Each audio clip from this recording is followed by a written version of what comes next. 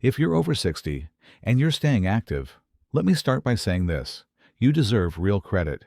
You're doing something powerful for your body, your mind, and your independence. Because let's face it, not everyone your age is doing that.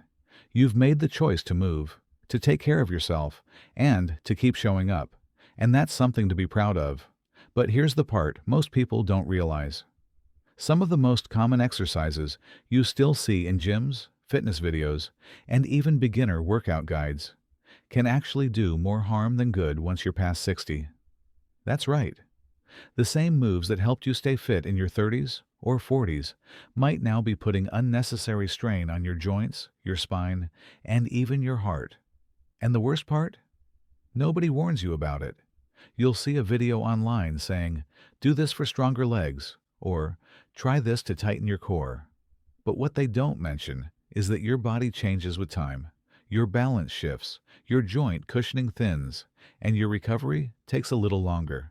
And if you're still pushing through the same intense exercises you used to, you might actually be wearing your body down instead of building it up.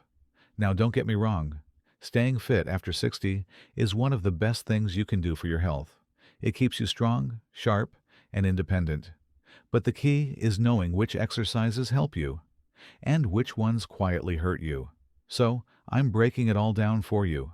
The 5 popular exercises you should never do after 60. And more importantly, why they can be risky for your body. Number 1. Sit-ups and crunches. Let's start with a big one. The classic sit-up. You've probably done these your whole life, right? Maybe you still do them to keep your abs strong, or to work off that little belly that seems to hang around no matter what. But here's the truth. Once you're past 60, traditional sit-ups and crunches can be a back disaster waiting to happen. When you pull your upper body up off the floor, you're not just working your abs.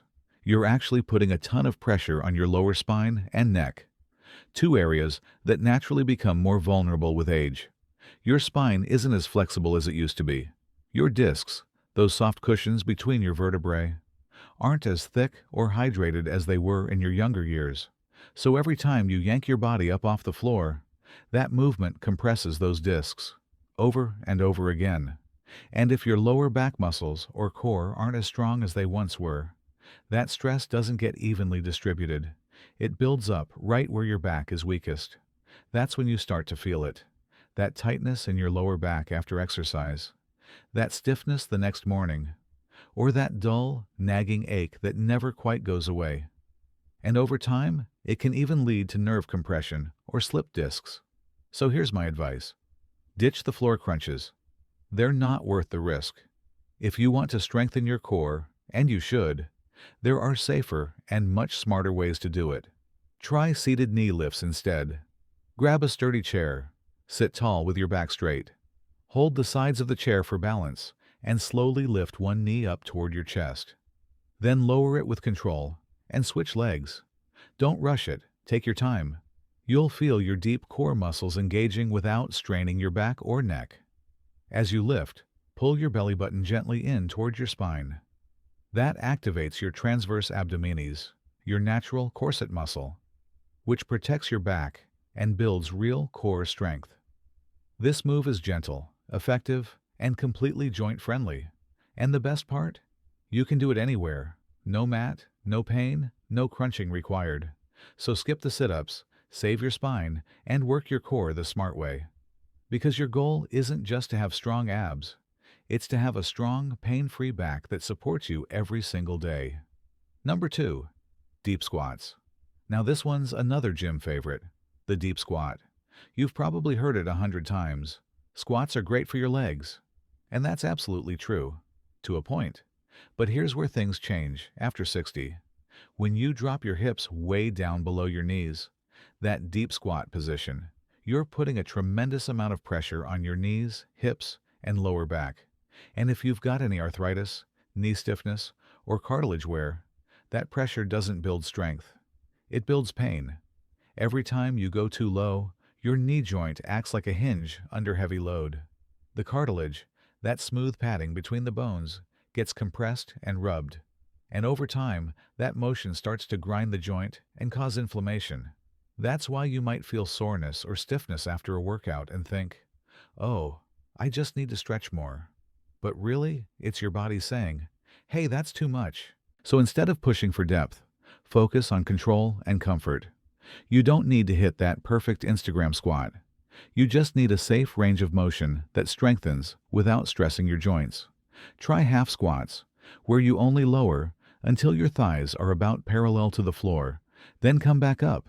Or even better, do sit-to-stand exercises. Grab a sturdy chair, sit down slowly, keeping your chest tall, and then stand back up using your legs, not your arms.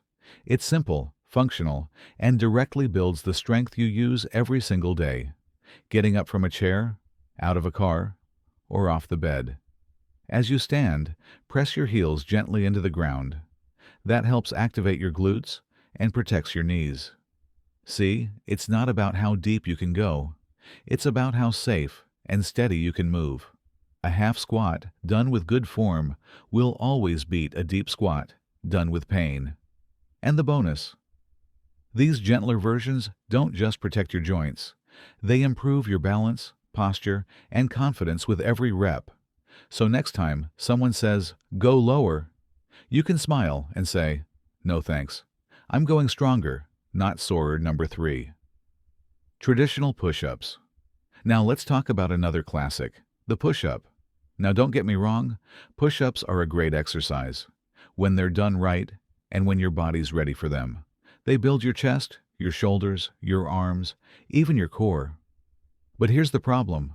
For most people over 60, especially if you've got tight shoulders, sensitive wrists, or a weaker core, floor push-ups can actually do more harm than good. When you lower yourself toward the ground, your entire upper body weight gets transferred straight through your wrists and shoulders. And if your shoulder joint isn't as stable as it used to be, or if you've got any past injuries, that pressure can quickly lead to inflammation or even a rotator cuff strain. And let's be honest, shoulder pain at this age? It can take months to recover. Plus, push-ups on the floor often cause people to sag through their midsection. That puts extra stress on your lower back, and before you know it, you're working all the wrong muscles. So here's the smarter, safer option. Wall push-ups. Stand about arm's length away from a wall. Place your palms flat, at chest height. Now, bend your elbows slowly, bringing your chest toward the wall. Then push yourself back to standing. Keep your body in a straight line and move with control, not speed. You'll still feel your chest and arms working, but without all that painful joint pressure. The farther your feet are from the wall, the harder it gets. So start close, get comfortable, then slowly take a step back as you build strength. Wall push-ups are simple, safe, and incredibly effective. They strengthen your upper body and improve posture, helping you stand taller and move with confidence. And the best part? You can do them anywhere. No floor, no pain, no excuses. So forget the strain and focus on strength, the kind that keeps you steady, strong, and mobile every single day. Number 4. Jumping or high-impact cardio. Let's talk about cardio, the heart-healthy part of staying active. Now, after 60, cardio is absolutely essential. It keeps your heart strong, boosts your energy, and improves your balance and mood. But here's the catch. How you do it makes all the difference. A lot of people think, well, cardio means jumping jacks, jogging, or high-energy workouts, right? And sure, those exercises are great for younger bodies. But once you hit your 60s, they can turn from helpful to harmful pretty quickly. Things like jumping jacks, running on hard pavement, or high-impact aerobics might look impressive, but they're brutal on your joints, especially your knees, hips, and ankles. Every time your foot hits the ground with force, all that impact travels up through your legs, and if your joints already have a little arthritis or cartilage wear, that's like taking a hammer to them over and over again. It causes inflammation, swelling, and stiffness, and over time, it can lead to serious joint damage. And here's something most people don't think about. When you're doing high-impact moves, your balance and reaction time play a huge role too. One awkward landing or slippery step, and suddenly you're not just sore, you're injured. So instead of chasing high intensity, let's switch to smart intensity. Try low impact cardio, movements that are gentle on your joints, but still great for your heart. You can march in place while watching TV, or step side to side to your favorite song. Take a brisk walk around your neighborhood, hop on a stationary bike, or go for a gentle swim if you have access to a pool. These moves keep your heart rate up, your circulation flowing, and your joints moving, all without the pounding and pain. Add arm movements while you march or step. This boosts your heart rate and works your upper body too. Remember, fitness isn't just about how hard you go. It's about how long you can keep going. High-impact workouts might burn calories fast, but low-impact cardio keeps you active for life. So protect those joints. Move smart, move steady, and focus on longevity, not just intensity. Because the goal isn't to move like you did at 30. It's to keep moving freely and confidently at 70, 80, and beyond. Number 5. Heavyweight lifting. And finally, number 5. Now, this one might surprise you, because you still see it all the time. People in their 60s, 70s, even 80s at the gym, trying to lift heavy weights just like they used to. And listen, I get it. There's something satisfying about feeling strong, about proving to yourself that you've still got it. But here's the truth, most people won't tell you. After 60, your body doesn't recover from heavy lifting the same way it used to. Your joints, your tendons, your connective tissues, they're not as elastic or resilient anymore. That means every time you load up the bar for a heavy deadlift, or push too much on the bench press, or max out on that leg press machine, you're putting enormous strain on the very structures that keep you moving. You might feel fine in the moment, but the damage builds quietly. Compression on your spine, inflammation in your joints, micro tears in your tendons. It all adds up over time. And one small wrong move, one rep too many, can lead to a setback that takes months to recover from. But here's the good news. It doesn't mean you have to stop strength training. In fact, you absolutely should keep doing it, because maintaining muscle after 60 is one of the best things you can do for your balance, bone health, and longevity. The secret is to go lighter, slower, and smarter. Swap out those heavy barbells for resistance bands, lighter dumbbells, or even your own body weight. You don't need to prove anything to anyone. You just need to keep your body strong and pain-free. Focus on control, not how much weight you can move. Use slow, steady movements that keep tension on your muscles without punishing your joints. Try time under tension. Instead of lifting heavy, lift light, but move slowly. 3 seconds up, 3 seconds down. You'll feel your muscles working harder without hurting your joints. At this stage, the goal isn't to lift like a power lifter. It's to move like an athlete who wants to stay active, mobile, and confident for decades to come. So remember, strength isn't about ego anymore. It's about freedom. The freedom to move, to live without pain, and to keep doing the things you love for as long as possible.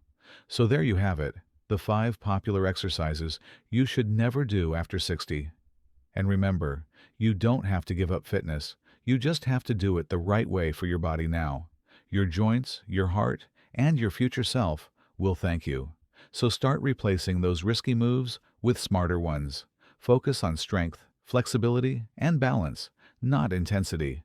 That's how you stay active, independent, and strong. Not just this year, but for life.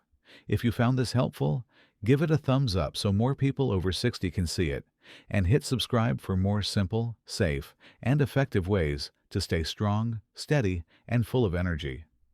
And before you go, tell me in the comments, which of these exercises surprised you the most? I'd love to hear from you. Stay strong, stay smart. You've got this.